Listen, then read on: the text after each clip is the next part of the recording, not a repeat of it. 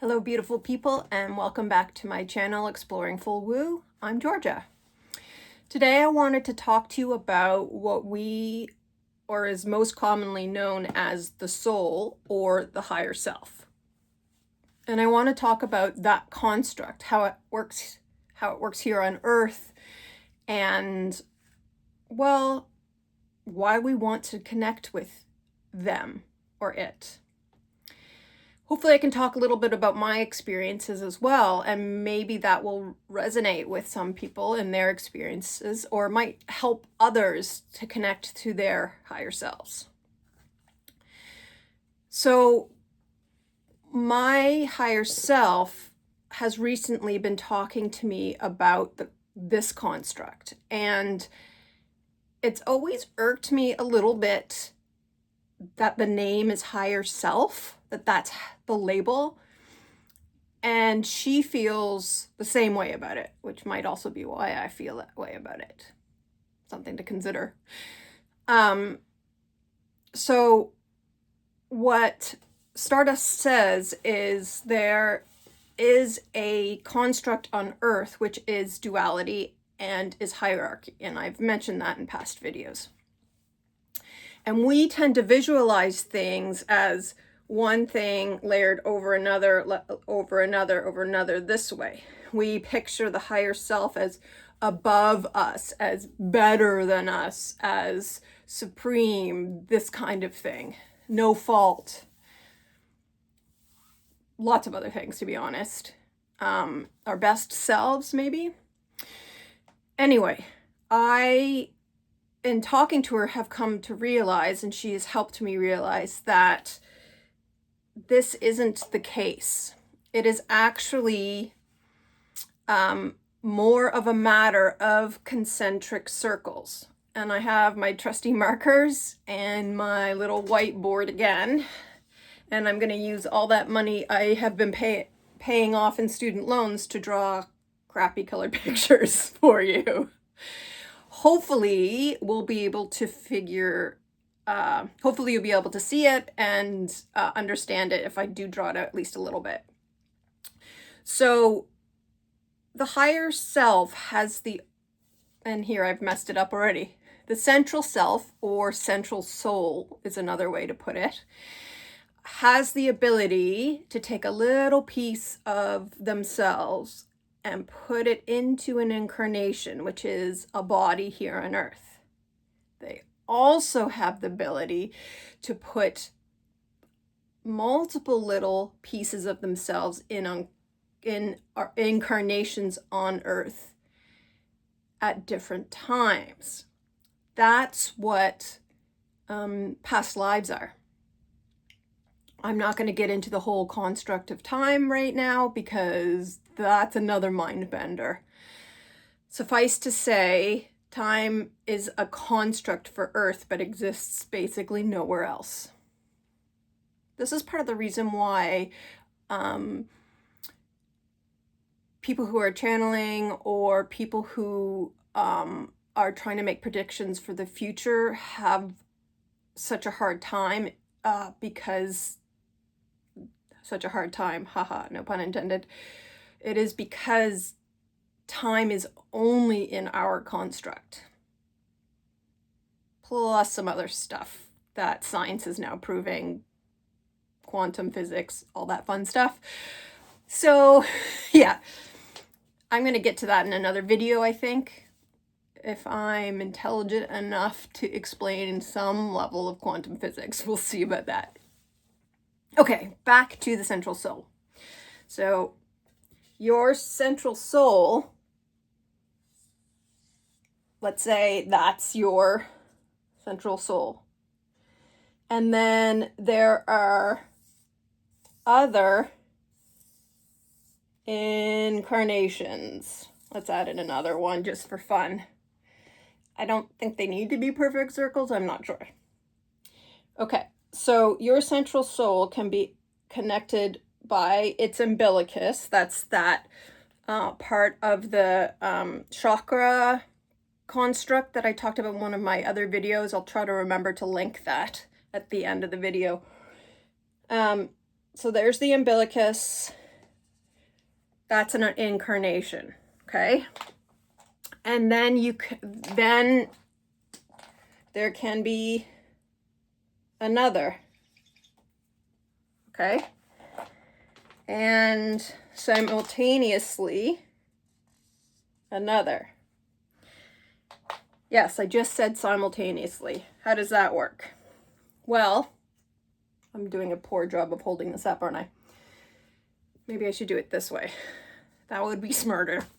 Okay, so a central soul can incarnate in places other than Earth. Okay, there are beings that are incarnate that are not of Earth. They are not human. So that's a whole other video as well. But yes, ETs exist. I think it is humans' hubris to deny that fact and think that we are the only quote unquote intelligent life out there. Also, what a waste of space to just for this one planet with all these little tiny experiential ants running all over it. I mean, animals, plant life, everybody, and the earth itself is having an experience. It is valuable, but there are others, and our souls can incarnate as what we would consider ETs as well. And that is at the same time as our experience here on Earth. Do I know how many a soul can divide up into? Nope, I don't. However, what I do know is, one, it depends on the soul and what they want to experience. What I also know is that is how God, Source, all that is, started the creation of beings. He started taking little sparks of himself, herself, itself. Okay, so let's say God is up here. I think it should be reversed in size, but bear with me. And they're sending out, I'm not doing lots of colors, but sparks, sparks, sparks, sparks, sparks. And those sparks are sending out sparks. And those sparks are sending out sparks, right? Because God creates in fractals. Fractals are the foundation of our creation in the universe. And so our central self can create in those ways as well. Now, let's talk about vibrational dimensions, okay? We are in a 3D vibrational construct, okay? And when people talk about raising their vibration, again, we're not talking about climbing up, okay? I actually struggle with the word ascension, maybe because it has a biblical reference, which I think is incorrect, but also because it's not hierarchical, I cannot say that word. You get the idea. Anyway, so we as beings, even this little spark incarnated on Earth, we are no more and no less important than our soul and ultimately everything else in creation. We are all equal, and we are all equally powerful. We've just forgotten that down here because it's part of the construct. Our central souls have democratically voted to have the experience where we forget that we are actually connected. That umbilicus is there, right? Can you kind of see that cutting through? I erased too much on that one, sorry. Our connection is there, but we don't know. We don't remember. We completely forget. And that is an essential part of that experience. The other thing that is essential has to do with the now. What is going on right now? We chose our high central self, central soul. See, I have to correct myself. Our central soul and us as a little spark have chosen to come down and incarnate on Earth at this time, specifically to try to work back to recognizing and rebuilding that connection. And it's not a straight line. And that's not just because I did that with my left hand. It truly isn't a straight line. It steps forward, it steps sideways, it steps backwards. It's learning. All of it is learning. All of it is valuable. And our central self believes that too. So my central self, Stardust, is laughing at me right now. And that makes me sound so crazy, but she and I are really connected. We are talking every day now. At the very beginning, I'm going to put this down for a sec. At the very beginning of my awakening, the only presence that I spoke to was one of my guardian angels, Zeke, who I named Zeke later. And he has been with me since I incarnated, which was in the process of me growing as a baby in my mother's womb. That's another tidbit of information. Did you guys know that babies tend not to have a soul until, I think it's third trimester, when the pregnancy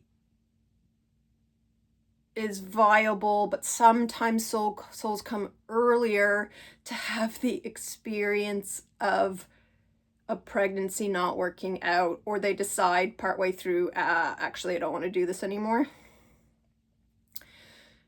That's going to be a hot button topic to talk to people about. If anybody wanted to speak to me about that concept further because of their own experience, I would be happy to expand on it. I'm not sure I will do a whole video on that kind of thing. It's pretty sensitive for very understandable reasons. Okay, so lost my train of thought. What am I trying to say? Yeah. I've been getting so many downloads lately, and talking to Stardust all the time now, and that has increased over time. Zeke introduced me to a quote-unquote new guide, I'd say, 6-8 months into my awakening. And slowly over time, I began to realize that this new guide was my higher self, central self. I may not be able to knock myself out of doing that, saying those things. That's funny. Okay. It really speaks to habit, the habits that we have, here on Earth, things that we just get so used to, and the patterns we fall into, that I keep falling back to higher self, even though I don't even like it as a term and it doesn't quite make sense. It's really interesting. One of the things that I noticed was that Stardust's voice sounded all like my voice. And I also noticed that it spoke like my inner dialogue for my conscience. And I've also noticed there's certain ways that she speaks, like she doesn't hate. She really strongly dislikes the word should. She will never, ever say, you should do this. Okay? Language like you should, you have to, you must. Yeah, all that kind of language, a central self is never going to speak to you in that way. In fact, your central self is going to speak to you in loving terms. Stardust speaks to me way more nicely than I speak to myself. And I've improved a lot through this whole awakening process. But like, there was some crap that I had to get through. That's another aspect of connecting to your central self. You got to deal with your trauma. You got to deal with the negative self-talk. And let me tell you, we all have it, some more than others. I would encourage you to notice the negative self-talk first, because that's when I started noticing even just the tiny things that were negatively slanted that I would say to myself. And, I started being like, why am I talking to myself that way? I would never talk to anybody else that way. Like, never. And the things that I think about myself, I don't think about towards other people. Now, I'm not saying, like, I have an ego. We all do.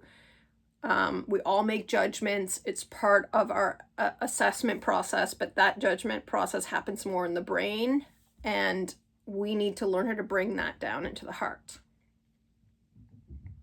So that leads me to something else, which is why a soul is going to come to Earth, and especially now to have the experience that we're having, because it's a little crazy. What I will tell you is, one, Earth is created to have experience, right? To learn more about oneself, and the central soul wants to learn as much as it can about itself as well, which is a fractal of what Source wants to do. Source is sending out all these little pieces to have all these experiences in a exponential way. So each person, there may be similarities, but there's also differences. And so there is nuance, and they want to learn all aspects of that, all facets. So our higher self is in that frame of mind as well, is the best way to put it. So we are here on Earth to wake up, to connect with our central self, and then once we have a firm and grounded foundation with our central self, to help awaken others and raise the vibration of this planet, which I just realized I kind of skipped through. So again, raising vibration isn't one vibration is necessarily better than the other. But in the third density, it's very difficult to change. It's actually speeding up. Technically, as you move through higher and higher numbers, you're speeding up the vibration. And so we, as a collective, need to work on speeding up that vibration to the 5D. And if we are able to do that, we are able to do that. But when we do that, we will be in a construct that is not able to hold the darker 3D vibrations. They just won't exist, right? So we are here to collectively raise our vibration together. And this will usher in our new way of living and of living with the earth, as she is going through her own changes as well. Okay, that was a heck ton of information, and I think my longest video. Thank you for bearing with me. I really, really, really appreciate anybody who has contacted me, and I am going to try and make some more videos soon. So until then, see you guys later.